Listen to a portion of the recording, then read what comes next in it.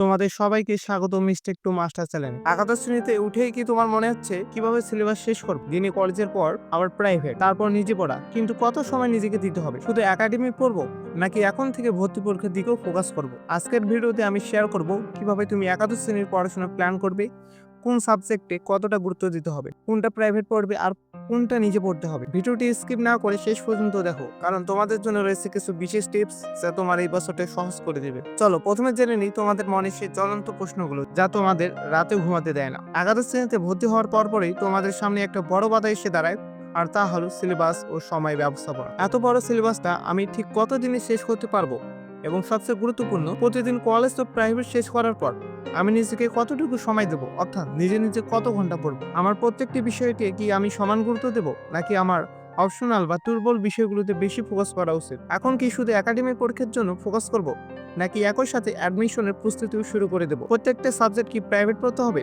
নাকি কোর্স আকারে পড়লে ভালো হবে? এবং সবচেয়ে বড় কনফিউশন, অনলাইন নাকি অফলাইন, কোন পদ্ধতিতে পড়লে আমার জন্য বেশি ইফেক্টিভ হবে? যদি অনলাইনে পড়ি তাহলে বাংলা মাধ্যমে ভালো গাইডলাইন দেন এবং কিছু শিক্ষকের নাম জানতে চাই। তোমরা আরো যে প্রশ্নগুলো জানতে চাও, কোন বইগুলো কিনলে সব থেকে ভালো হবে, গাইড বই নাকি এখন থেকেই দরকার, গাইড বই কি এখন থেকেই দরকার? প্রথম সেমিস্টারে ভালো রেজাল্ট না হলে কি অ্যাডমিশনে কোনো সমস্যা হবে? এবার আসি তোমাদের প্রতিটি প্রশ্নের সহজ, স্পষ্ট ও কার্যকর উত্তরে। পুরো সিলেবাসকে ছোট ছোট অংশে ভাগ করো। তোমাদের লক্ষ্য হবে প্রথমে 6 থেকে 7 মাসের মধ্যে প্রথম পত্রে ৭৪%, দ্বিতীয় পত্রে ৩০% শেষ করা। এই টার্গেট রাখলে রিভিশনের জন্য পর্যাপ্ত সময় পাবে। কলেজ প্রাইভেটের পর তোমাকে কমপক্ষে ৩ থেকে ৪ ঘন্টা নিজেকে সময় দিতে হবে। এই ৩ থেকে ৪ ঘন্টার মধ্যে ১ ঘন্টা আগের দিন রিভাইজ করো এবং বাকি 2 থেকে 3 ঘন্টা নতুন পড়া আয়ত্ত করতে ব্যবহার করো।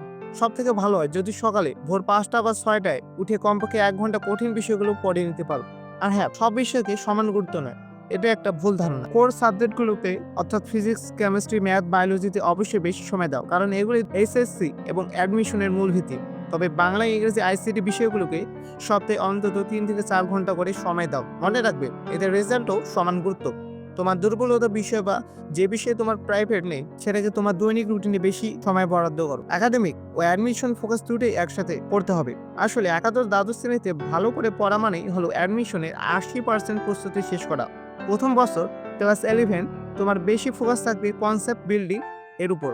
মূল বই ভালোভাবে পড়ো এবং প্রতিটি টপিকের ধারণা পরিষ্কার করাই হবে তোমার প্রধান লক্ষ্য। মূল বই পড়ার সময় মাঝে মাঝে অ্যাডমিশনের রিলেটেড প্রশ্ন ব্যাংক এর সাথে মিলিয়ে দেখো কোন টপিকগুলো থেকে বেশি প্রশ্ন আসে। অফলাইন সুবিধা হলো শিক্ষককে সরাসরি প্রশ্ন করা যায় এবং একটি রুটিনের মধ্যে থাকা যায়। অনলাইন এর সুবিধা হলো সময় ও অর্থের সাশ্রয়। তুমি তোমার নিজের গতিতে পড়তে পারো, ক্লাস মিস হলে রেকর্ড দেখতে পারো এবং দেশের সেরা শিক্ষকদের কাছে পড়ার সুযোগ পাও। এই দুইটি পদ্ধতির মধ্যে তোমার জন্য যেটা সুবিধাজনক তুমি সেটাই বেছে নাও। ইউটিউবে বা বিভিন্ন প্ল্যাটফর্মে এমন কিছু শিক্ষক আছেন যারা খুব ভালো পড়ান। তোমার উচিত হবে 2 থেকে 3 জন শিক্ষকের ডেমো ক্লাস দেখে নেওয়া।